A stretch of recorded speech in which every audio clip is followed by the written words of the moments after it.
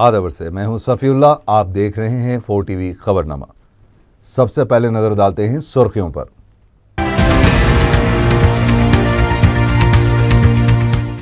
सात असेंबली हलकों से मजलिसी उम्मीदवारों के नामों का ऐलान। नामपल्ली और कारवान से जाफर हुसैन मिराज और कौसर मोहिउद्दीन को टिकट देने का फैसला।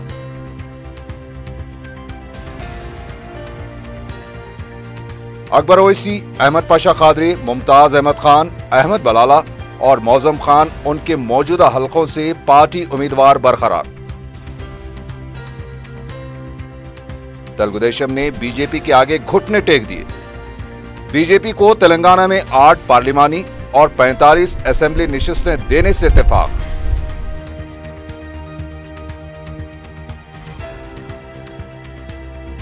कांग्रेस से खारिज किए गए एमपी सांबा शिवाराव तेलुगुदेशम में शामिल।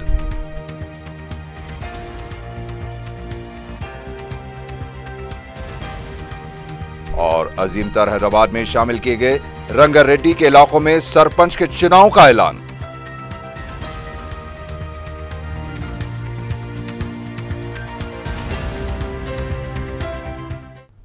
और अब खबरें तफसील से।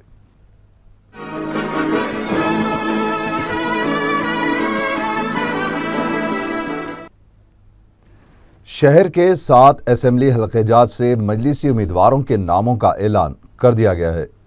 अकबरुद्दीन ओवैसी, अहमद पाशा कादरी, मुमताज अहमद खान, मौज़म खान और अहमद बलाला को उनके मौजूदा हलकों से पार्टी उम्मीदवार बरकरार रखा गया है, जबकि कारवान से कौसर मोहिउद्दीन और नामपल्ली से जाफर हुसैन मिराज को टिकट देने का फैसला किया गया। मजलिस-ए-इत्तेहादुल मुस्लिमीन ने शहर के 7 असेंबली हलकों के लिए अपने उम्मीदवारों के नामों का ऐलान कर दिया है। हल्का असेंबली कारवान और नामपल्ली में उम्मीदवारों को तब्दील किया गया है, जबकि माबाकी हलकों में चारमीनार, चंद्रानगोटा, याकुतपुरा, बहादुरपुरा और मलकपेट के उम्मीदवारों को बरकरार रखा गया है। मजलिसी उम्मीदवारों ने सदर मजलिस बैरिस्टर असदुद्दीन ओवैसी से इजहार तशक्कुर करते हुए कहा कि बैरिस्टर ओवैसी ने जो उन पर एतमाद का इजहार किया है वो उनकी तवक्कुआत को पूरा करने की मुमकिना कोशिश करेंगे। सदर मजलिस बैरिस्टर असदुद्दीन ओवैसी ने मजलिस के इब्तिदाई सुदूर मोतमदीन और सरगर्म कारकुनों का पीर की सुबह इजलास तलब किया था, जिससे खिताब करते हुए उन्होंने उम्मीदवारों के नामों का ऐलान किया। हल्का असेंबली चंद्रानगुट्टे से अकबरुद्दीन ओवैसी, याकुतपुरे से मुमताज अहमद खान। मुमताज साहब, दोबारा आपको मजलिस-ए-इत्तेहादुल मुस्लिमीन ने मौका दिया है कि आप याकुतपुरा हल्के से खिदमत करें, तो आप सबसे पहले ये बताइए कैसा महसूस करते हैं? ये अल्लाह का करम है और याकुतपुरे के अवाम की दुआओं का तुफैल है, क्योंकि मैं याकुतपुरे में मजलिस-ए-इत्तेहादुल मुस्लिमीन के टिकट पर चौथी मरतबा जमात की तरफ से मुझे टिकट दिया गया। मैं जमात का भी शुक्रगुजार हूँ। मेरी कारकर्दगी पे मैं हल्के के अवाम के साथ बिल्कुल ईमानदारी के साथ, सादगी के साथ, खुसूस कर मेरे इब्तिदाई के जो सुदूर मोतमदीन हैं, मैं उनके साथ एक भाइयों जैसा सलूक किया और अल्हम्दुलिल्लाह मैं ईमानदारी से उनके जो भी तकालीफ है, जो भी उनके मसाइल है, उनको हल करवाने के लिए मैं रात और दिन जिद्दोजहद करता रहा। मैं फिर एक मरतबा याकुतपुरे के अवाम का और जमात का और सदर मोहतरम का शुक्रगुजार हूँ कि उन्होंने इस मरतबा भी मुझे उम्मीदवार की हैसियत से याकुतपुरे से टिकट दिए। मैं इंशाअल्लाह ताला ये आइंदा 5 साल की मियाद भी ईमानदारी के साथ और बड़ी मेहनत और लगन के साथ काम करूँगा। मैं फिर एक मरतबा याकुतपुरे के अवाम को मुबारकबाद पेश करता हूँ। चारमीनार से सैयद अहमद पाशा कादरी। आपको मजलिस-ए-इत्तेहादुल मुस्लिमीन की जानिब से मौका दिया गया है चारमीनार हल्के से नुमाइंदगी करने के लिए, तो कैसा महसूस कर रहे हैं? और मैं नकीब मिलत बैरिस्टर असदुद्दीन साहब सदर मजलिस रुकन पार्लियामेंट का और हबीब मिलत अकबरुद्दीन ओवैसी साहब का मशकूर हूँ, जिन्होंने मेरे तीसरी मरतबा मेरे इंतखाब का ऐलान किया। और मैं इस सिलसिले में यकीनन खिदमत करना एक का जज्बा है, खिदमत कर रहे हैं। और आवाम से मेरी दरख्वास्त है कि मेरे जमात के लिए, हमारे लिए, सबके लिए दुआ करें। हमारी कोशिश तो है कि आखिरी दम तक मिलत की खिदमत करते रहे, आवाम की खिदमत करते रहे। और इस मौके पर सिर्फ एक ही चीज़ है कि अवाम में हम अपने एतमाद को बहाल रखते हुए काम करें, अवाम को अपने करीब करें। और अल्लाह के करम से पिछले 10 साल में इसी चार मीनार हल्के में करोड़ों रुपये के तरक्याती काम भी अंजाम दिए और हर बुरे वक्त में अच्छे वक्त में लोगों का साथ देते रहे हैं। मैं जमात के तरफ से जो इंतखाब का ऐलान हुआ मैं उसके लिए शुक्रिया अदा करता हूँ सदर मजलिस का और कायद मुखनना अकबरुद्दीन ओवैसी साहब का। और आवाम से मेरी इस मौके पे दरख्वास्त है कि वो हम तमाम के लिए कामयाबी के लिए भी दुआ करें, तमाम की सेहतियाबी के लिए भी दुआ करें ताकि सही खतूत पर हम आखिरी दम तक आवाम की खिदमत करते रहेंगे। यही हमारा जज्बा है। शुक्रिया। बहादुरपुरे से मौज़्ज़म खां। सबसे पहले अल्लाह का शुक्र अदा करता हूँ, उसके बाद हज़रत रसूलुल्लाह सल्लल्लाहु अलैहि वसल्लम और बुजुर्गान दीन का सदक़ा है कि मजलिस इत्तेहादुल मुस्लिमीन और सदर मजलिस इत्तेहादुल मुस्लिमीन बैरिस्टर असदुद्दीन ओवैसी साहब फिर एक मरतबा बहादुरपुरा कॉन्स्टिट्यूंसी से मेरे को एमएलए का टिकट दिए है और मरहूम सदर आली जनाब अलहाज सुल्तान सलाहुद्दीन ओवैसी साहब की तूफ़ैल है ये। आज जो भी मौज़्ज़म खान है सब सालार मिलत आली जनाब अलहाज सुल्तान सलाहुद्दीन ओवैसी साहब का ही तूफ़ैल है। उनके सदक़े में आज तीसरी मरतबा बहादुरपुरा कॉन्स्टिट्यूंसी का एमएलए के लिए मुझे टिकट मिला गया है और सदर मजलिस बैरिस्टर असदुद्दीन ओवैसी साहब जिस भरोसे से मेरे को बहादुरपुरा कॉन्स्टिट्यूंसी का टिकट दिए है, इंशाअल्लाह ताला उस भरोसे को हमेशा कायम रखते हुए मैं पिछले 5 साल जिस तरीके से ईमानदारी और दियानतदारी से बहादुरपुरा कॉन्स्टिट्यूंसी के अंदर डेवलपमेंट के लिए वर्क के करा हूँ, इंशाअल्लाह ताला ये आइंदा 5 साल भी इंशाअल्लाह ताला जितना हत्तल इम्कान कोशिश कर बहादुरपुरा कॉन्स्टिट्यूंसी में और जितने पेंडिंग प्रोजेक्ट्स है और जितने पेंडिंग काम है और इंशाअल्लाह ताला एक बेहतरीन और एक अच्छी कॉन्स्टिट्यूंसी बनाने की कोशिश करूँगा। और अल्लाह के फ़ज़ल से मजलिस इत्तेहादुल मुस्लिमीन की तरफ से कई करोड़ों रुपए के काम बहादुरपुरा कॉन्स्टिट्यूंसी के अंदर सैंक्शन हो चुके हैं, उसको ग्राउंडिंग होना है।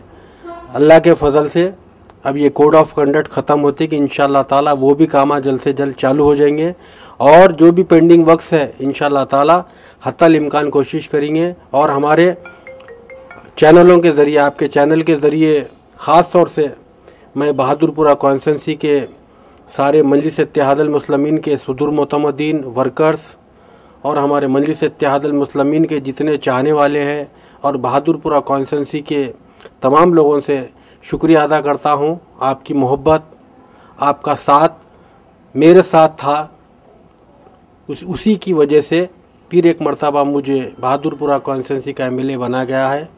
इंशाअल्लाह ताला मैं हर वक्त आपके दरमियान में रहते हुए आपके तकलीफ़ में, आपकी खुशी में, आपकी जो भी परेशानियों में इंशाअल्लाह ताला हमेशा आपके साथ रहूँगा और आपका ही काम करूँगा। शुक्रिया। खुदा हाफिज़।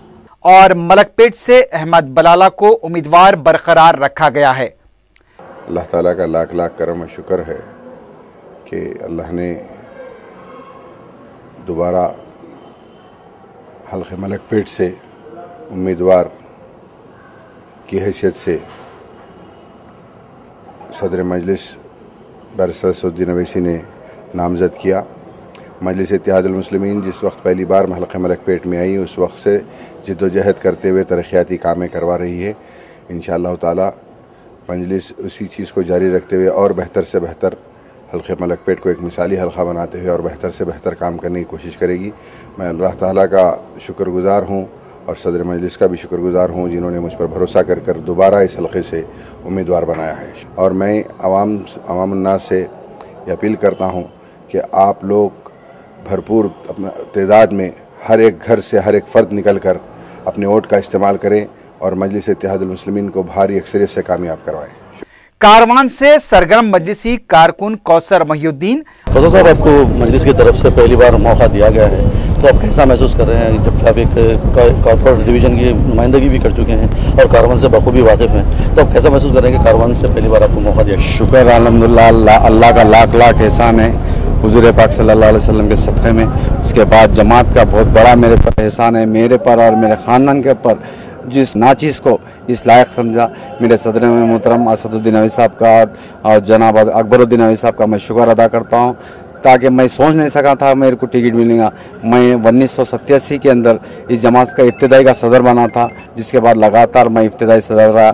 2003 के अंदर मुझे गोलकुंडा वेस्ट के नाम से बल्दिया का काउंसलर मेरे अहिल्या को दिया गया था, जिसके बाद फिर 2010 में मैं फिर दोबारा मुझको नानानगर के नाम से एक डिवीज़न बना था, उसमें फिर मेरे अहिल्या को दिया गया। मैं शुक्र अदा करता हूँ जमात का, और मैं इंशाअल्लाह जमात का जो हुक्म रहेगा उसके ऊपर बिल्कुल काम करूँगा। और मेरे साथ ही मैं कोई दाने पैसे वाला नहीं, कोई मैं गरीब घर से ताल्लुक़ रखने वाला हूँ मैं, और मैं जमात का बहुत बड़ा एहसान है मुझ पर, और मेरी कौम का मैं शुक्रिया अदा करता हूँ, और सदर मोहतरम का लाख लाख एहसान करता हूँ। मैं सदर मोहतरम का बहुत एहसानमंद हूँ। कौसर साहब, कितनी उम्मीद है आपको कि आप कारवान हल्के से कामयाब होंगे? मैं इंशाअल्लाह अच्छे से अच्छी भारी अक्सरत से कामयाब होंगे इंशाअल्लाह। और हल्का नामपल्ली से साबिक डिप्टी मेयर जाफर हुसैन मेराज को 2014 के असेंबली इंतखाबात में खड़ा करने का फैसला किया गया है।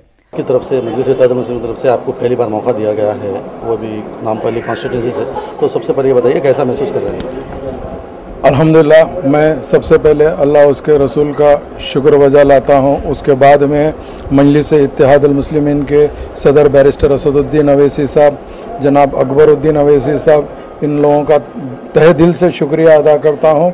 साथ के साथ विरासत रसूल खान साहब का, जनाब यासिर अरफात साहब का, और मेरे साथी मोहम्मद माजिद हुसैन मेयर ग्रेटर हैदराबाद, उनका शुक्रिया अदा करता हूँ। मेरे साथी कारपेंटरों का शुक्रिया अदा करता हूँ, और नामपल्ली हलके के तमाम सदर मोतमदीन एक्टिव वर्कर जिन्होंने मेरा नाम हलके नामपल्ली के लिए सदर मोहतरम को प्रपोज किया है, इसके लिए मैं बेइंतहा खुश हूँ, क्योंकि अल्लाह ताला ने मुझे नामपल्ली असम्बली कॉन्स्टिट्यूंसी में खिदमत करने का जो मौका अता कर रहा है, इसके लिए मैं तमाम लोगों का शुक्रिया अदा करता हूँ। नामपल्ली हल्के से कामयाबी के लिए कितनी उम्मीद करते हैं आप?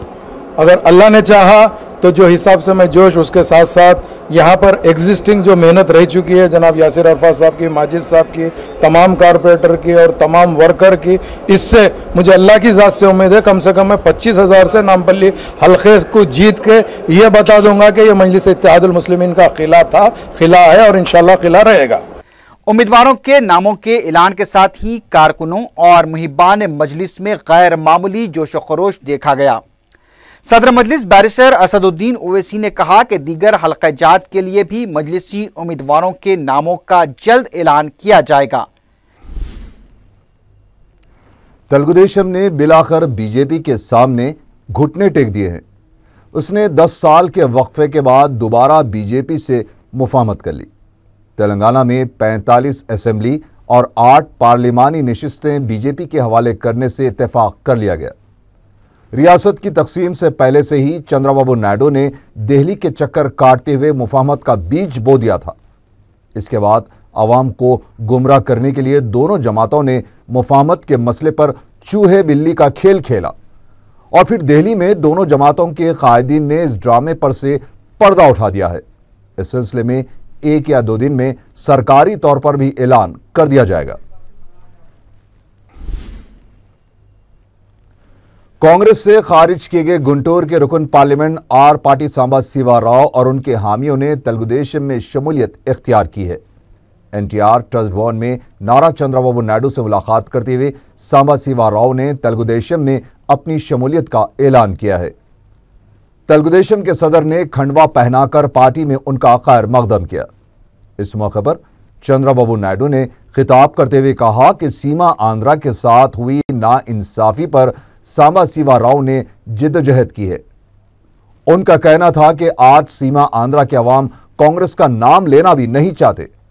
उन्होंने कहा कि सीमा आंध्रा के साथ कांग्रेस ने जो नाइंसाफी की है, अवाम उसका कांग्रेस को मुंह तोड़ जवाब देंगे। इस मौके पर राय पार्टी सांबा शिवा राव ने कहा कि सीमा आंध्रा को जापान की तर्ज पर तरक्की देने की सलाहियत सिर्फ चंद्रबाबू नायडू के पास है।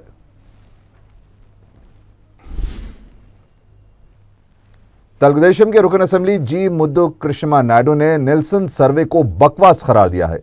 मीडिया से बातचीत करते हुए उन्होंने कहा कि तेलंगाना में टीआरएस और कांग्रेस और सीमा आंध्रा में वाईएसआर कांग्रेस को मजबूत बताते हुए राहुल गांधी को वजीर आजम बनाने के लिए अवाम के जहन को तैयार किया जा रहा है। उन्होंने कहा कि अगर वाईएसआर कांग्रेस पार्टी सीमा आंध्रा में इतनी मजबूत है तो फिर बल्दियात के नतायज को मुलतवी कराने के लिए अदालत से क्यों रुजू हुई है। उन्होंने मुतालबा किया है कि बल्दियात के नतायज का ऐलान किया जाना चाहिए, तभी पता चलेगा कि कौन मजबूत है। उन्होंने कहा कि सर्वे करने वाला चैनल भी साक्षी के नक्शे कदम पर काम कर रहा है। टीआरएस पार्टी के लीडर ई राजेंद्र ने सवाल किया है कि आया पुन्ना लक्ष्मया में पोलावरम प्रोजेक्ट को रोकने की हिम्मत है।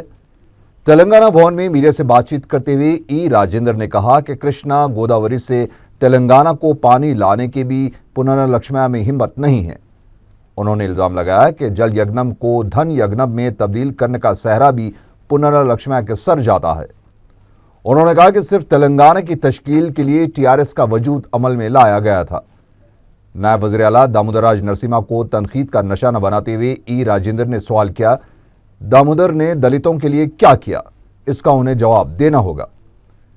बीजेपी से मुफाहमत के सवाल पर ई राजेंद्र ने कहा कि किसी भी पार्टी से मुफाहमत की कोई पेशकश नहीं हुई है। अगर ऐसी कोई पेशकश होती है तो इस पर गौर किया जा सकता है। నీ పార్టీకి నీకు దమ్ముంటే పోలవరం అక్రమ ప్రాజెక్టు ఆపగలిగే దమ్ము నీకుందా? ఆపుతామని చెప్పి ఒక స్టేట్మెంట్ ఇవ్వగలవా? పోతిరెడ్డిపాడు తవ్వింది అక్రమంగా, రేపు కాంగ్రెస్ పార్టీ అధికారంలోకి వస్తే పోతిరెడ్డిపాడు అక్రమ తవ్వకాలను ఆపగలను అనేటువంటి దమ్ము నీకుందా? टीआरएस और बीजेपी के दरमियान मुफाहमत होती है तो उससे कांग्रेस को कोई फर्क नहीं पड़ेगा। मीडिया से बात करते साबिक वजीर श्रीधर बाबू ने कहा कि दोनों पार्टियों को तेलंगाना अवाम ही जवाब देंगे। बीजेपी ने तेलंगाना बिल को पार्लियामेंट में रोकने की जो कोशिश की थी उससे तेलंगाना अवाम अच्छी तरह वाकिफ है। रुकन पार्लियामेंट विवेक की दोबारा कांग्रेस में शमूलियत से मुतालिक सवाल पर श्रीधर बाबू ने कहा कि आला कमान का वफादार ही हकीकी कारकुन होता है। TRS leader N Narasimha Reddy ने कहा है कि तेलंगाना की तायद करने पर बीजेपी से पहले ही इज़हार तशक्कुर किया जा चुका है। मीडिया से बात करते हुए टीआरएस लीडर ने कहा कि कांग्रेस चूंकि अब अवाम के एतमाद से महरूम हो चुकी है, इसीलिए टीआरएस को निशाना बना रही है। विवेक और विनोद की कांग्रेस में दोबारा शमूलियत पर तबसरा करते हुए एन नरसिम्हा रेड्डी ने कहा कि तेलंगाना अवाम ने जिन्हें नजरअंदाज किया है, कांग्रेस क़यादत उन्हें मिन्नत समाजत करते हुए दोबारा पार्टी में शामिल कर रही है। మీ దగ్గర ప్రణాళిక లేక, మీకు తెలంగాణ ప్రజల యొక్క సమస్యలు అవగాహన లేక, మాట్లాడలేక టిఆర్ఎస్ ను తిట్టిపోస్తున్నారు, టిఆర్ఎస్ ను బదనాం చేస్తున్నారు। టెలిఫోన్ చేసి ఆయనను తెలంగాణ రాష్ట్ర సమితిలో రాకుండా ఆపిండు। ఇవాళ వివేకును వినోద్ను రాహుల్ గాంధీ టెలిఫోన్ చేసి వెంకటస్వామి తోటి మాట్లాడి వాళ్ళను పార్టీలో తీసుకునే ప్రయత్నం చేస్తున్నారు। जिले रंगारेड्डी के बाज इलाकों को अजीम तर हैदराबाद में शामिल किए जाने के ऐलान के बाद कई सालों तक सरपंच के इंतखाबात मुलतवी कर दिए गए थे, लेकिन अब वहां सरपंच के चुनाव का ऐलान कर दिया गया है, जिसकी वजह से 31 मार्च और 1 अप्रैल को नामजदगियों के अदखाल का सिलसिला शुरू हो गया है। कृष्णा रेड्डी ने हैदरशाह कोट वाक़े राजेंद्र नगर मंडल के ग्राम पंचायत में अपने दस्तावेज़ात दाखिल किए हैं। उसके अलावा मोहम्मद ख्वाजा ने परमचोरू इलाके से अपनी नामजदगी के कागजात दाखिल किए हैं। एमपीटीसी ग्राम पंचायत की मजलिसी उम्मीदवार शमीम बेगम ने नारसिंगी के मुख्तलिफ इलाकों का दौरा करते हुए 6 अप्रैल को मुनक़िद होने वाले इंतखाबात के लिए मुहिम में हिस्सा लिया। इस मौके पर सदर मंडल मोहम्मद मुख्तार के अलावा मजलिसी कारकुन भी उनके साथ मौजूद थे। मोहम्मद मुख्तार ने तवक्को जाहिर की है कि शमीम बेगम अक्सरियत से चुनाव जीत जाएंगी।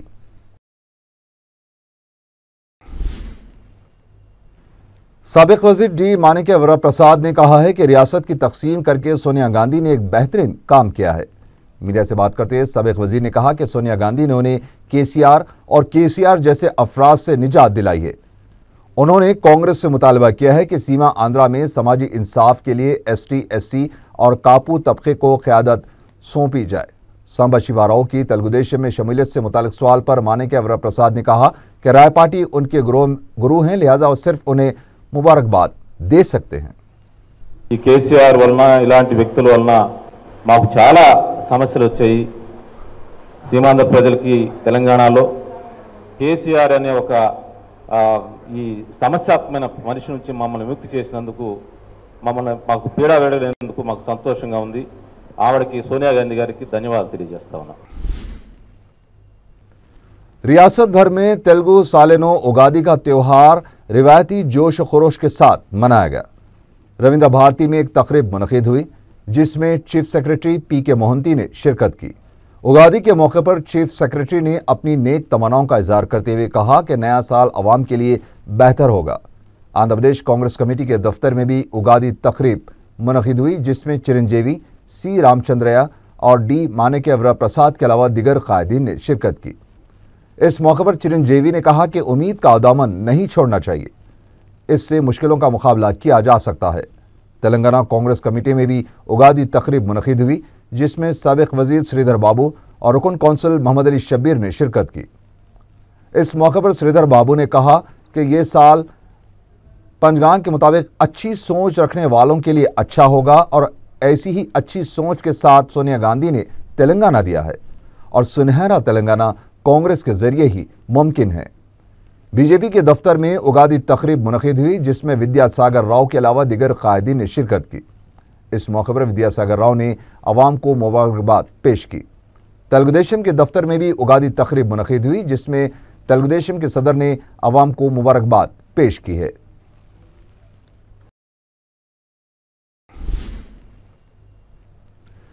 सिकंदराबाद भोईगोड़ा चौराहे पर हुए हादसे में एक नौजवान शदीद जख्मी हो गया। तफसीलात के मुताबिक बाइक पर जा रहे शेखर को मारुति गाड़ी ने टक्कर दे दी। जख्मी शेखर को फौरी गांधी हॉस्पिटल मुंतकिल कर दिया गया। पुलिस ने मारुति गाड़ी के ड्राइवर को तहवील में ले लिया है। पुलिस मसरूफ तहकीकात है।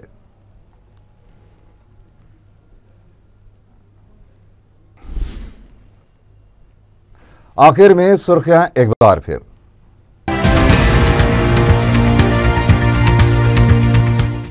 सात असेंबली हलकों से मजलिसी उम्मीदवारों के नामों का ऐलान। नामपल्ली और कारवान से जाफर हुसैन मिराज और कौसर मोहिउद्दीन को टिकट देने का फैसला।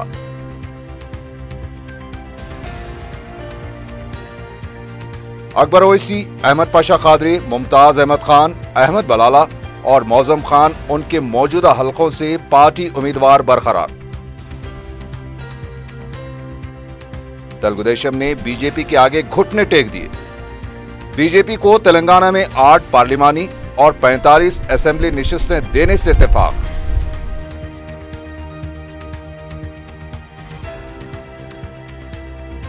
कांग्रेस से खारिज किए गए एमपी सांबा शिवाराव तेलुगुदेशम में शामिल।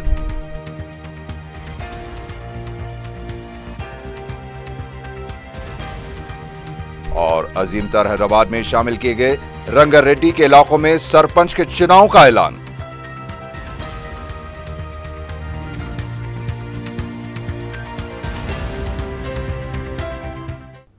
इसी के साथ ही 4 टीवी खबरनामा यहीं खत्म होता है। अल्लाह हाफिज।